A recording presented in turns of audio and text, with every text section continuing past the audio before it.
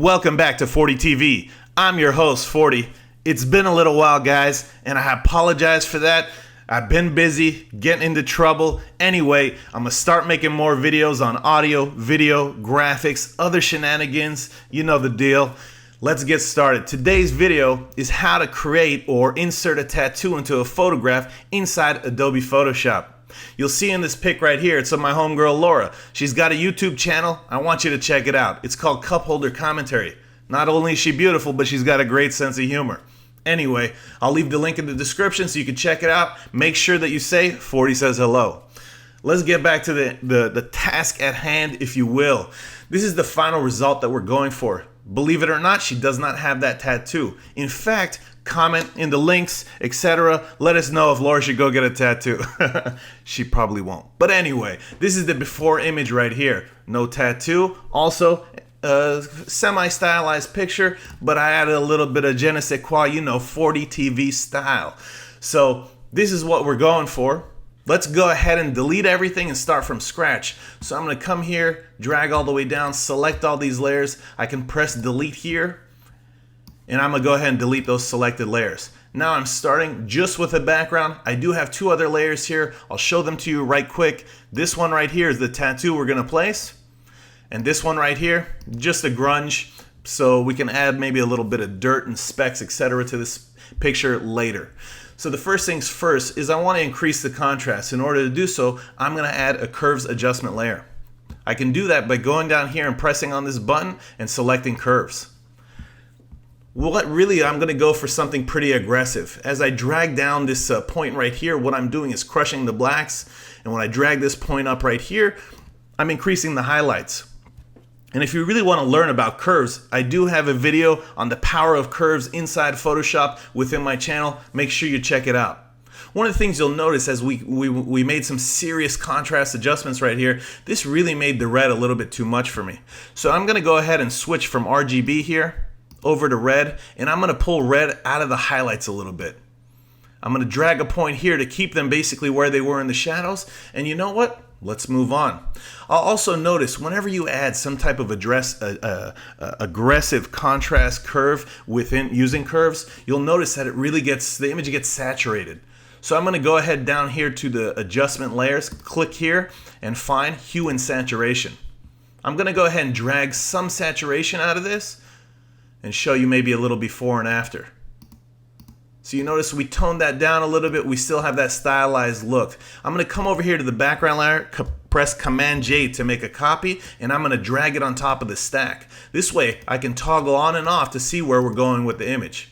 So it's looking pretty cool so far. I'll toggle this off. I'll select this adjustment layer, and then let's continue, right? Next thing's next. We're going to want to go ahead and place that tattoo. So I have the tattoo here. I'll go ahead and turn it on. I'm going to bring it below the copy, right? So that way I can toggle things on and off again. The first thing that I want to do is I want to transform this or fit or change the size of this particular proposed tattoo. I'll press Command T on my keyboard. I'll go ahead and orient it by dragging one of the corners. You'll notice that the mouse changes to a curved arrow, if you will. This will allow us to reorientate, right? Next, I'll come over to the point where you see that it looks like this. I'll press Shift on my keyboard, click and drag, and that's going to change the size, right? As I drag left and right.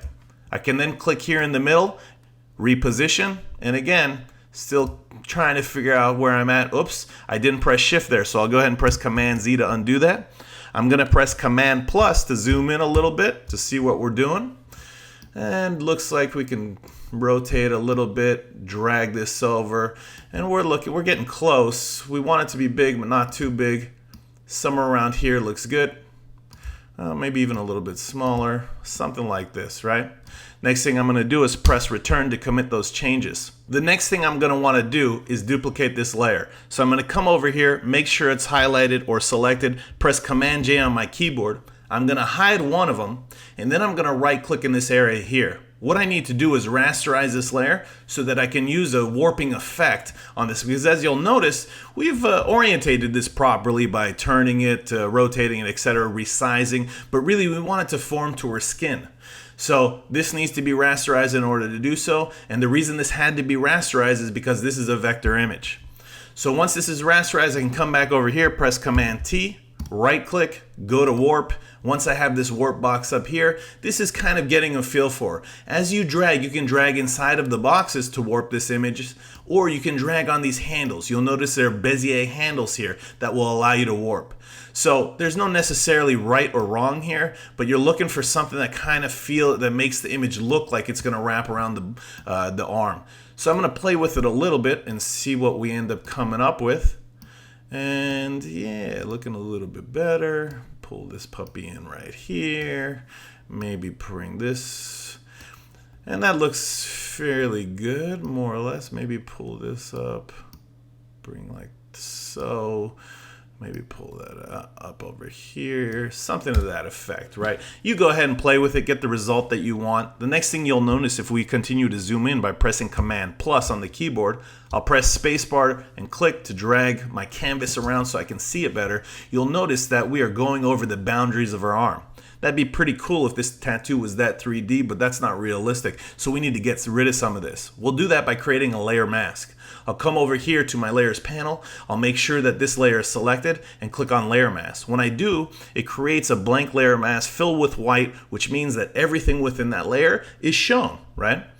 So what I can do is switch to my brush tool by pressing B on my keyboard, make sure that black is my foreground color, and then I'll come over here.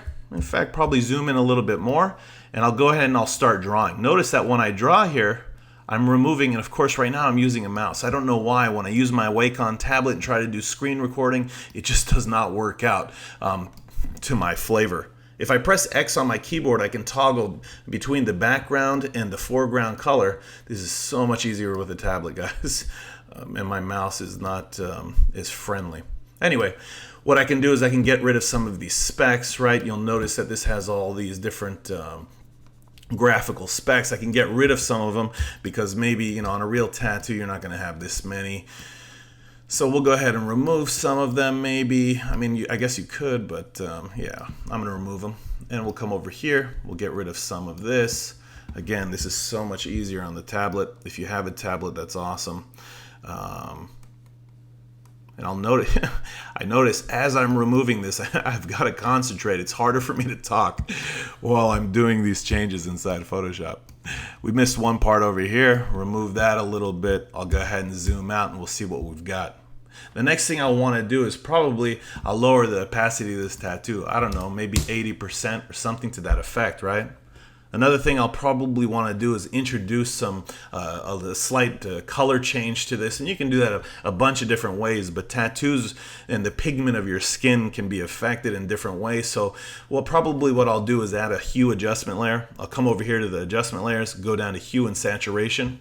When I do so, I don't know, I want to tint this puppy a little bit green. You'll notice that I just affected the whole image, and that's because I didn't press Option when I created this adjustment layer to create a clipping mask. What a clipping mask does is it makes sure that this adjustment layer only affects the layer below. But we can change that by going over here to hue and saturation, right-clicking, and saying create clipping mask. When I do so, any changes I make right now are only happening to the layer below, which is the tattoo, right? So next thing I'll do after I maybe tint this just a shade green, I'll pull out a little bit of saturation and I'll make it a little bit lighter, right? So almost give it kind of a faded-ish look. Faded-ish. That's my own word, guys. If you use it, make sure you go ahead and give me credit. Anyways, I'm just playing. Next thing I'm going to want to do is maybe bump up just a tad more green. We can do that in curves. I'll come over here to the adjustment layers. I'm going to hold the Option on my keyboard, click on the adjustment layers, come down to curves, and when I do so, you'll notice I have this option to say use previous layer to create clipping mask. That will save us a step. I'll click on OK. I'll switch from RGB, go over to green, and you know what? Just pump just a little bit of green up. So we'll come out, we'll see we'll see what we look like. I'll go ahead and press Command 0 on my keyboard to go ahead and fit this to the screen. And again, here you can play with and decide, does this look faded enough? We can change a lot of different options. We can change the opacity of this layer, maybe even bring it down just a little bit more. We can come back here to the hue and the saturation layer, maybe change the tint just a tad. Maybe we want to lighten it a little bit more, etc. Pull out some more saturation. Go ahead and play with this. Obviously, it depends on the tattoo that you're adding, the skin tone of your subject. And again, we're going to do other things to sell this look. Because right now, we could add grain to the entire image. That would be a selling point to say, hey, this composition, this is how it was from the get, etc., etc. But because I'm planning to stylize this image with different colors and so forth, it's really going to be the glue that sells this image, right? So I'll go ahead and close my adjustment layer option right here. The next thing I want to do is I want to go ahead and add some blue to this image, give it a little bit of flavor. To do so, I'll make sure that I have this curves adjustment layer selected so that when I add a new layer, it adds it onto the one selected. I'll go ahead and select add new layer. I'll come over here to my color picker and we're going to go for some beautiful baby blue, right? I'll say OK. You'll notice I have this blank layer selected, my brush selected. I'm going to zoom out just a tad and I'm going to increase my brush size quite large. And when I do so, I'm just going to pull like a piece of blue here, maybe like right there, and maybe even in the top here. You'll notice, you'll say, what the hell are you doing? And I'll say, hold on, I have an answer. We'll change the blend mode from normal over to color and maybe drop this down to 35% or something to that effect. Here's a before and after of where we've went. The next thing that I'm probably going to do is go ahead and add a gradient adjustment layer. I want to really affect the colors that are there. I'll come over here to create a new layer adjustment. I'll select gradient map. And when I do so, I'll click on my gradient map. And what I did was I selected this kind of really dark blue to gold. And that's my gradient. It's applying my dark blue to the shadows and it's applying gold to my highlights. If I select OK, we'll notice that this really affected my whole image in a very drastic manner.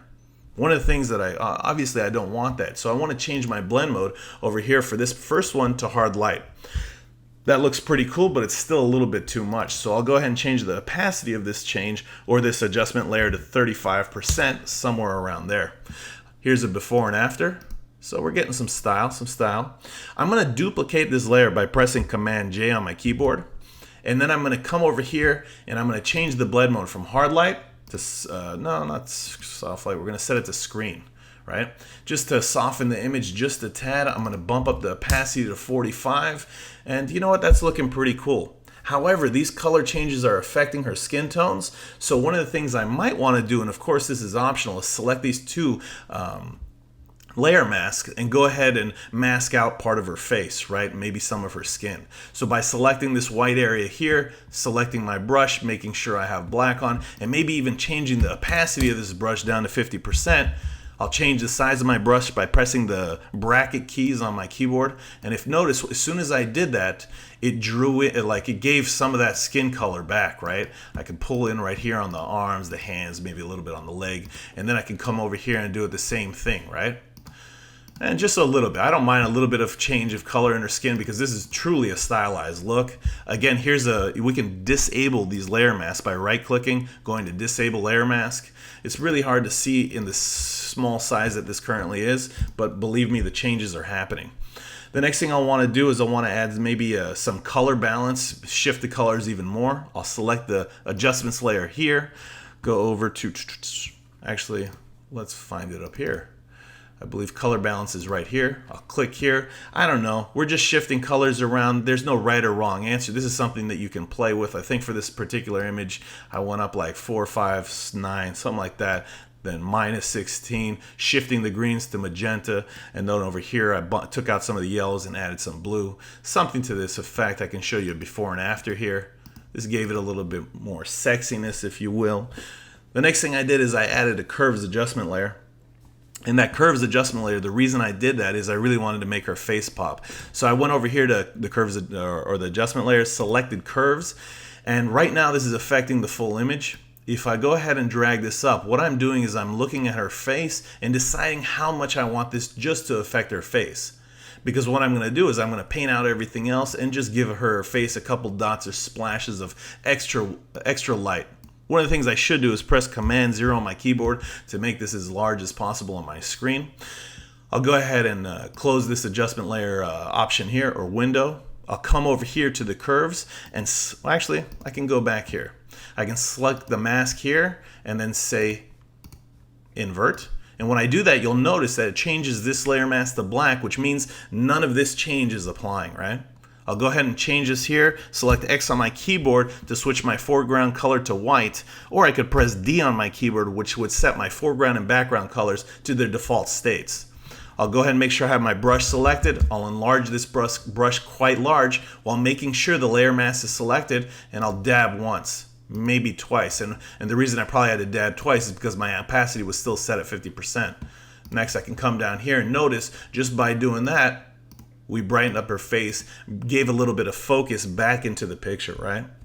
The next thing I said, hey, well, this blue is pretty cool, but you know what? In fact, today's Easter, let's add some yellow. I'm going to go ahead and create a new layer by coming over here to the layer palette, if you will, or window, and select create new layer. I'll zoom out just a tad by pressing Command- on my keyboard. I'll select my color picker here, and let's switch this to a bright yellow. I'll do the same thing, except maybe add a couple spots, maybe changing the brush size up here, like so, and then maybe even right there. And again, same thing. I'm going to come over to the blend mode, switch it from normal, select color, and then, dial it back a little bit. I don't know, 30%, 20%, something like that. It just gives a little bit of added punch or sexiness to the image. Maybe even 25 would probably look good. I'll press Command-0 on my keyboard to enlarge the image's size.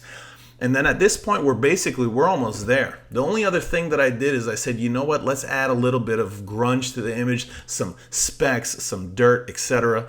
I found this grunge texture right here. I went ahead and made sure that it filled my screen. Next thing, right now, let me drag this below my background. This is the original background copy to see where we started from. I'll make sure that this grunge layer is selected, and I'll switch on over from normal for the blend mode to multiply. Obviously, this is seriously a little bit too grungy, right? So maybe we should drop this down. I don't know, put it at 30. No, that doesn't look good. How about 65? Something like that. One of the things that I don't like is I don't want it to grunge up her face and some of her skin, right? So I want to kind of pull it out of that. Again, we're going to go back to the layer mask, and in this layer mask, we'll make sure that our color is set to black. We'll make sure we have our brush selected. I'll change my brush size by clicking the different bracket keys to make it larger or smaller. And notice as soon as I start drawing, I've taken out some of these specks out of her hair, some of that grunge off of her skin. I know Laura might not mind getting her hands dirty in the garden, but she doesn't want to look all dirty in this picture. So let's take some of that junk out of there. She'll appreciate, and so will you guys. This ends up being our final image, give or take. I hope you guys like this tutorial. Be sure to check out her channel. Tell her Fordee says hello. Until next time, guys, I'm out.